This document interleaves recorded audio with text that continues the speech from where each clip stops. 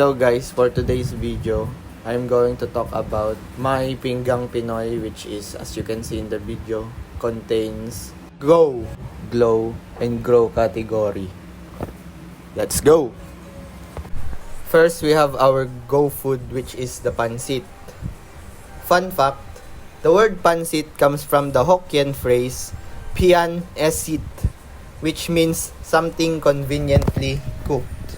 And also, there are more than 20 regional varieties of pansit in the Philippines. Next up is our Grow foods, which is a piece of lechon or lechon manok, rotisserie chicken, and liempo. Lastly, we have our Glow food, which is the achara. Achara is a type of pickled vegetables common in the Philippines. The pansit contains red bell peppers, fish balls, raisins, carrots, cabbage. It also contains chicken balls. While the liempo and the chicken, I top it with sarsa or sauce.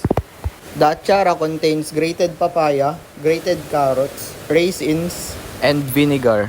The pansit contains 45 grams of carbohydrates, 16 grams of fat, 20 grams of protein, equals to 380 calories. The chicken breast contains 6.5 grams of protein, 1.5 grams of fat, 0 grams of carbohydrates because a chicken breast typically has no carbs at all, equaling to 37 calories. Meanwhile, liempo has 12 grams of protein, 36 grams of fat, 0 grams of carbohydrates because liempo typically doesn't have carbs, equaling to 400 calories. And lastly, achara contains 3.5 grams of carbs, 0 grams of fat, and 0.1 grams of protein, equaling to 15 calories. Overall, my meal contains 829 calories. And that's all for my presentation. Always remember, eating well is a form of self-respect. Balance your plate to balance your life. Thank you.